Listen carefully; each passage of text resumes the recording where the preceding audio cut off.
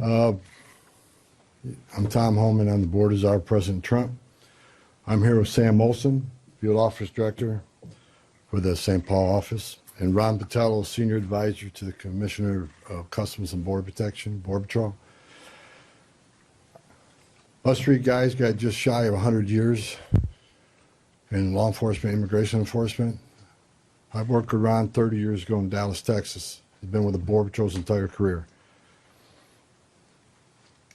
During my press conference last week, I reported I had productive discussions with various state and local officials, including Governor, Attorney General, Mayor Frey, and law enforcement officials about increasing coordination in a lawful way between the county jails and ICE to avoid public safety threats being released back in the community. While we had our differences, one thing was clear: we all committed to public safety for all who live in the Twin Cities. We have made significant progress under the direction of President Trump, working with state and local officials here in Minnesota, and I expect that to increase in the coming weeks. We continue to have discussions. I'll have discussions this afternoon. We currently have an unprecedented number of counties communicating with us now and allowing ICE to take custody of illegal aliens before they hit the streets. Unprecedented cooperation. And I'll say it again. This is efficient, requires only 1 or 2 officers to assume custody of a criminal alien target rather than 8 or 10 officers going into the community and arresting that public safety threat. This frees up more officers to arrest or remove criminal aliens.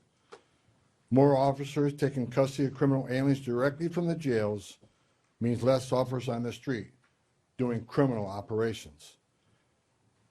This is smart law enforcement, not less law enforcement. It's safer for the community, safer for the officers, and safer for the alien. This coordination also makes it far more safe for the Twin Cities. Arresting a public safety threat in the safety and security of a jail is the safest thing we could do.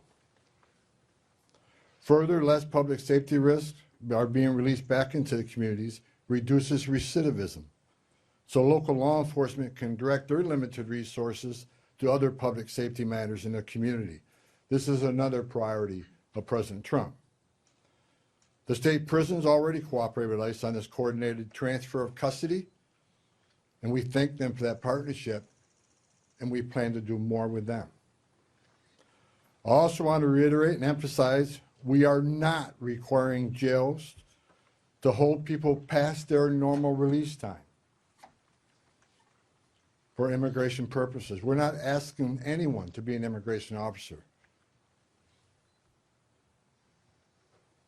We are not asking any state or local official to do immigration enforcement activity. They are not. By merely notifying us before they release them, they don't hold them 1 minute past they normally would. Given this increase in unprecedented collaboration, and as a result of the need for less law enforcement officers to do this work in a safer environment, I have announced effective immediately, we will draw down 700 people effective today. 700 law enforcement personnel. We have also fully integrated CBP personnel into the ICRO team structure under one unified chain of command. Not 2 chains of command, there'd be 1 chain of command here. Any large enforcement operation I've ever been involved with, there's 1 chain of command, and that's where we're moving forward. During my press conference last week, I announced that moving forward, ICE will be conducting targeted immigration enforcement operations, like ICE has traditionally done for decades, based on reasonable suspicion to question and detain. ICE will conduct these operations and transnational criminal organization investigations with a focus on national security and public safety. I want to be clear.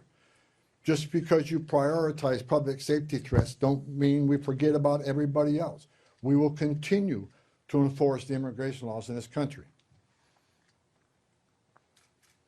To help execute this, we have developed and implemented a multi-agency surge task force with an operational framework that clarifies lines of effort, integrated enforcement, investigative and special response efforts.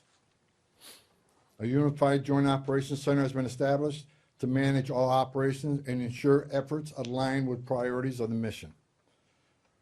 This reorganization also enables ICE to leverage joint intelligence capabilities to effectively target threats, as well as to reduce the overall personnel footprint and enhance public safety and confidence in the agency's capabilities and presence here.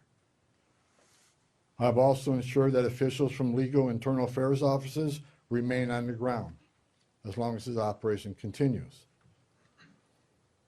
During our efforts to identify and implement improvements of how operations are planned, conducted, and managed, we identified a gap in regard to the use of body-worn cameras.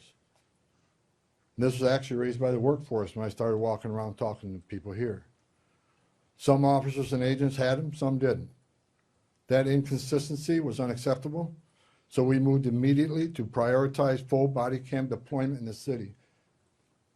I discussed this with Secretary Noem a couple of days ago, and she made the decision to deploy them.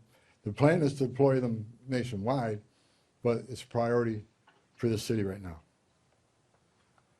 There's actually $20 million in the spending bill to further fund the deployment of body cameras.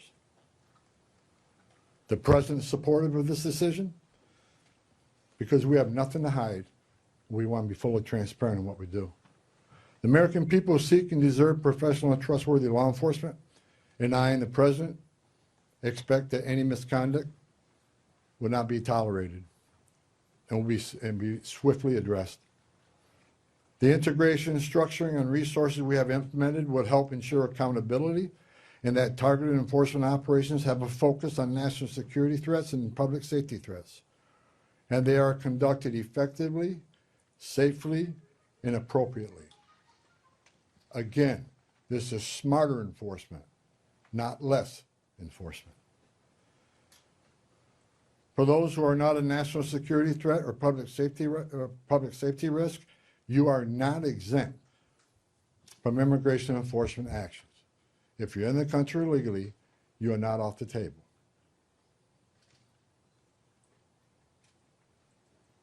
And let me be clear, President Trump fully intends to achieve mass deportations during this administration, and immigration enforcement actions will continue every day throughout this country.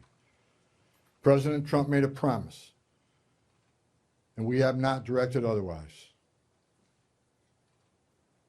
I heard rumors we have, untrue. Given that many public safety threats on our communities, many of which poured across the border during the Biden administration, it makes sense to prioritize public safety risks right now.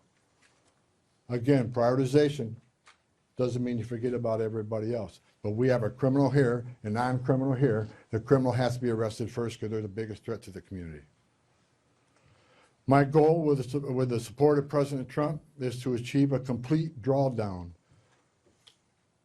and end this surge as soon as we can. But that is largely contingent upon the end of the illegal and threatening activities against ICE and its federal partners that we're seeing in the community. We will not draw down on personnel providing security for our officers. I will not let our officers be put at risk. So we will not draw down on personnel providing security and responding to hostile incidents until we see a change in what's happening with the lawlessness of the impeding and interfering and assaulting of ICE and Border Patrol officers. It is against the law to forcibly assault, resist, oppose, impede, intimidate, and interfere with federal law enforcement, including ICE officers and Border Patrol agents. Doxing law enforcement to threaten them and their families because they're executing their sworn duties to enforce immigration law that Congress passed is unacceptable. And it's shameful and incomprehensible to me that this unlawful and threatening behavior is being tolerated by anyone. As far as what I saw yesterday, the roadblocks being set up, You're not going to stop ICE. You're not going to stop Border Patrol. The only thing you're doing is irritating your community and want to go get groceries or pick their children up or whatever. I talked to the chief of police, and he committed to taking swift action on those illegal roadblocks. They're illegal. We shouldn't tolerate them. Again, a complete drawdown is going to depend on the cooperation, continued cooperation of local and state law enforcement, and the decrease of the violence, the rhetoric, and the attacks against ICE and Border Patrol. The federal law enforcement personnel, ICE and CBP, and other partner agencies are patriots. And they've carried out their duties patriotically, with integrity, with professionalism, and compassion. I've said this many times, these men and women don't hang their heart on the hook when they come to work. President Trump and I strongly stand with them in the critical work they do to prevent harmful or otherwise dangerous people from entering or remaining in this country. As part of the surge operation here, numerous criminal aliens have already been arrested. We've arrested 14 people who had homicide convictions, 139 people with sex-related offenses, 28 gang members. Correct me, 139 assault convictions, 87 sex offenses, 28 gang members have been arrested, just to name a few. We're taking a lot of bad people off the street. Everybody should be grateful to that. Who in their right mind would want these dangerous criminals walking around their communities? Everyone has a constitutional right to peacefully protest. President Trump and I, we completely support that. At the same time, professional law enforcement officers should and need to be able to perform their sworn duties without being harassed, impeded, or assaulted. I want anyone to report instances of alleged misconduct or wrongdoing. There's a way to report that. The Trump administration is taking violations of 18 U.S.C. 111, which is assaulting, impeding, interfering. We're taking that seriously. If you violate the law, you will be federally prosecuted. In the past month, 158 people have been arrested for violation of 111. 85 cases have been already accepted for prosecutions. The rest remain pending. We've had 9 indictments of those who raided the church, and additional cases are being worked.